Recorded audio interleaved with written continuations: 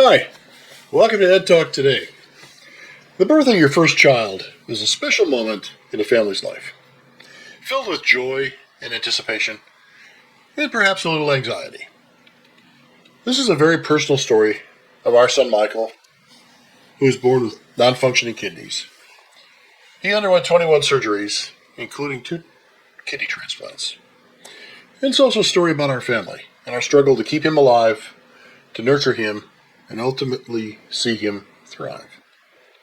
And the end of our story is a good one. Today, Michael is a thriving, successful, kind and loving, and very talented 38-year-old. But this has been a long journey for Michael and our family, filled with challenges in addition to his health that few might imagine. I've come to believe that the family of a chronically ill or special needs child is in a special club. And unless one belongs to that club, one will never really understand. So today I'm going to share our journey. The journey of my dedicated and determined wife, Diane, myself, and the rest of our family. And I hope that by sharing this story, it'll be an inspiration to others in the club and be reassuring, providing hope, optimism, and just sort of a bit of camaraderie. If you're in this club, you've got company. So we were married about 3 years when Michael arrived on that sunny winter's day. I was in the delivery room. All was normal for the many months leading up to this day.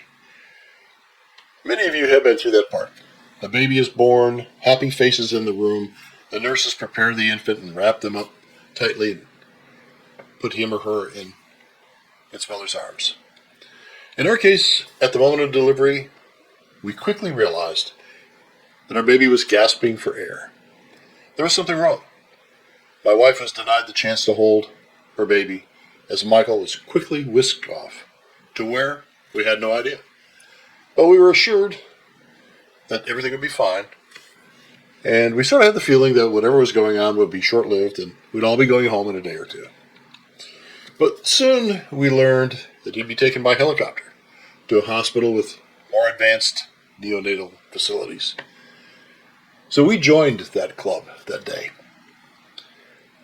Several days later, I remember sitting by his little NICU, that's Natal Intensive Care Unit bed, and he was struggling to breathe. He was on a ventilator. We had no idea what was going on until a very serious-looking doctor stopped by to see us. And here's Michael in his first picture, 3 days old. We would soon find out Michael's kidneys had not developed. They were working at only 5% of normal kidney function. He couldn't breathe because his body was retaining toxic waste products that were normally passed through the kidneys and excreted as urine. Well, Michael went on dialysis within days. Dialysis made a big difference. Here he is at 18 days, still in the NICU. He would stay in the hospital for 3 months. I think few of our friends or relatives expected him to live. Diane and I spent almost all of our time at the hospital. Fortunately, my employer was very compassionate and told me to take as much time as I needed. And he was finally discharged in March, nearly 3 months after his birth. Here's a picture of Diane, Michael, and me on his first day home, March 10th, 1987. Soon our home became a mini hospital as medical supplies and equipment filled Michael's room. He was on home dialysis 24/7. Our goal was to get him to 20 pounds so he could receive an adult kidney transplant. Here's a picture of Diane nursing him. It's about 6 or 8 months into 1987. She got very little sleep that year, tending to him night and day. And here's a picture of Michael at 8 months. Always a happy baby. In 1987, December, Michael received Diane's kidney. Here's Michael the day before the transplant. While she recovered at the hospital across the street, I stood by his NICU bed and watched the first drops of urine drip through a long tube. proof that the kidney was working. We were overjoyed. Michael almost immediately became more active, his skin color healthier, and so on. But many of you, especially those in the club, may realize that this is only chapter 1.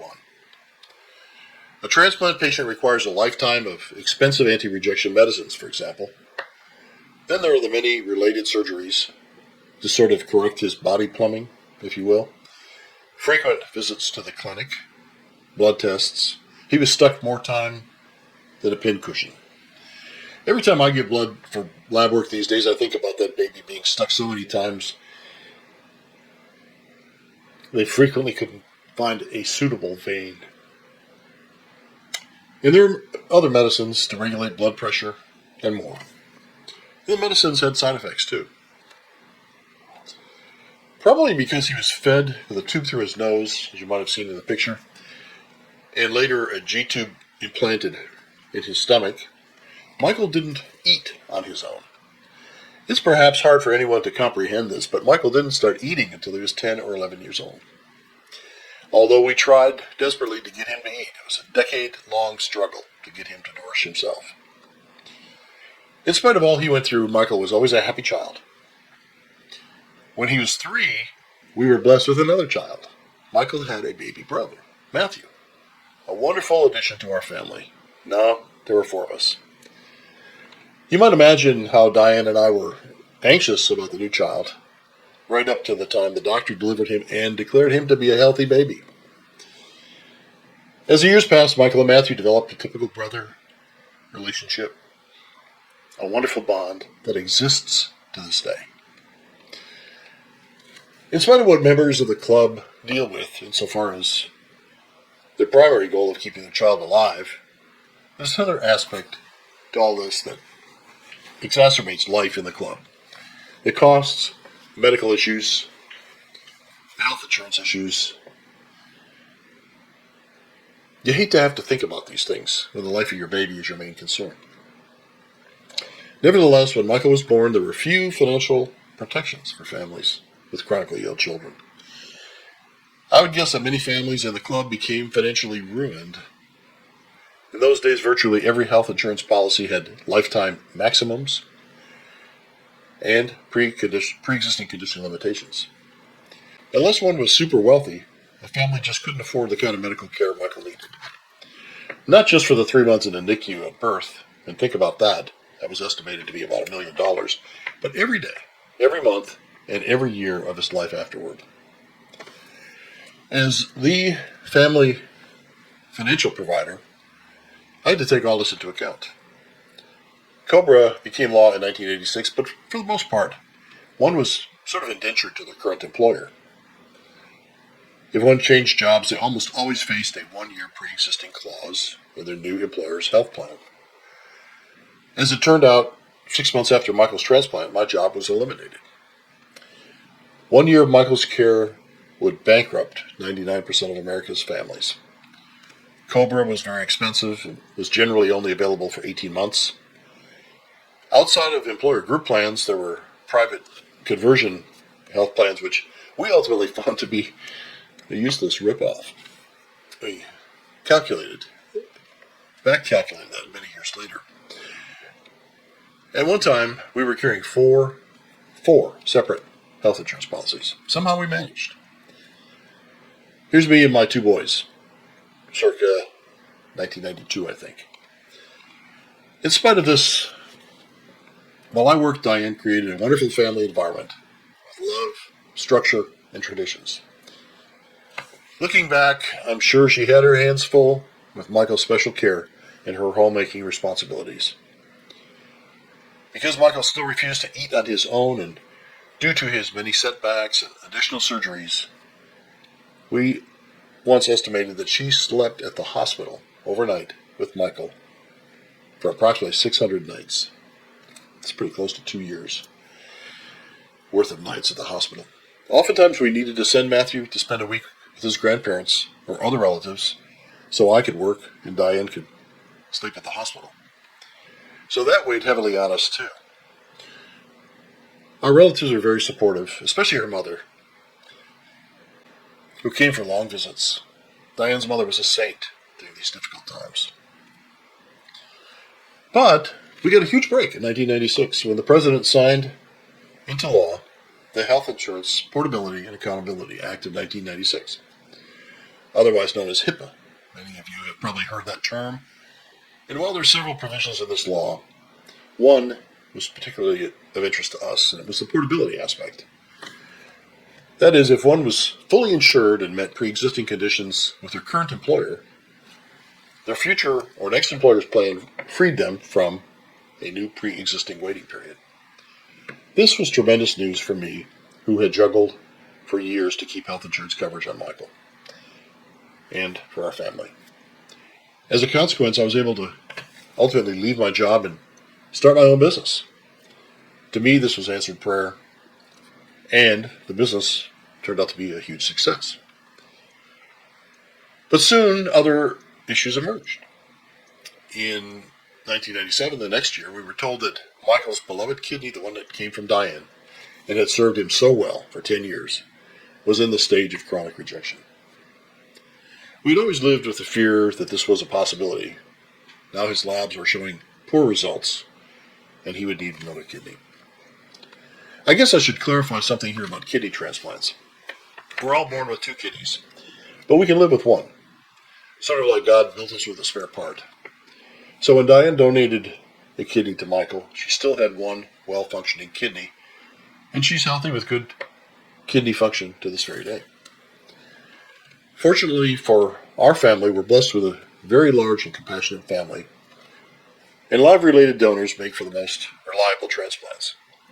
So several family members stepped up and volunteered to be a donor without hesitation. It turned out that one of Michael's uncles was a perfect match, and that second transplant occurred in 1998, and Michael still lives with good kidney function 27 years later. Anti-rejection medicines are better now, and while it's always a concern, we don't anticipate the need for another kidney transplant down the road. This picture is Michael at age 11 with his new kidney donor, his uncle. I won't mention these relatives by name in this video, but we're eternally grateful for their kindness and willingness to be Michael's kidney donor.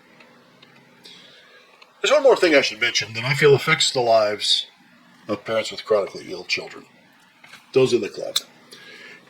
And that's the cruelty of other children towards someone who suffers from any adverse physical health condition.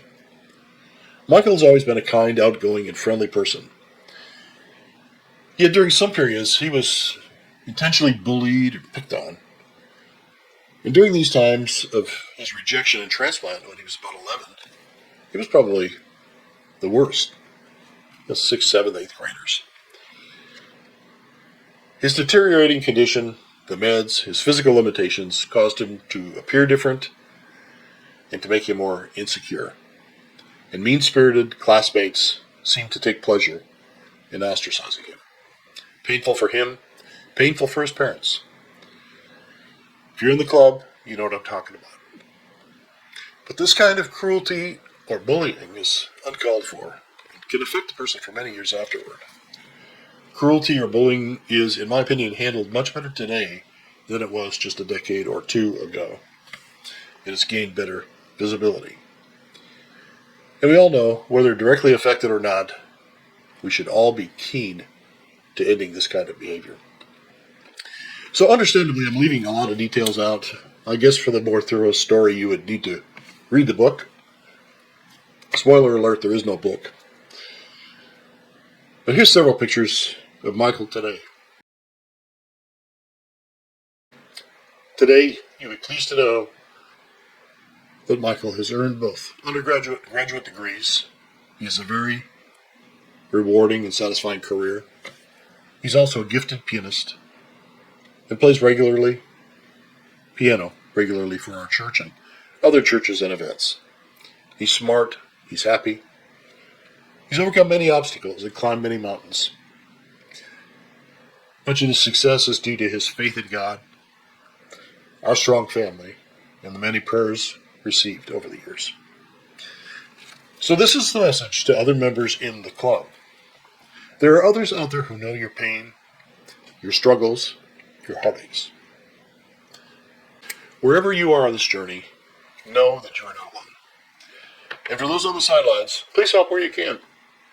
Whether it's being an organ donor, preventing bullying, or just showing compassion, whatever, you'll be appreciated. So that's my personal story for today. Thanks for watching. Please share any comment, or share your story in the comments. Love to hear them. I read them all. And I'll see you next time on Ed Talk Today.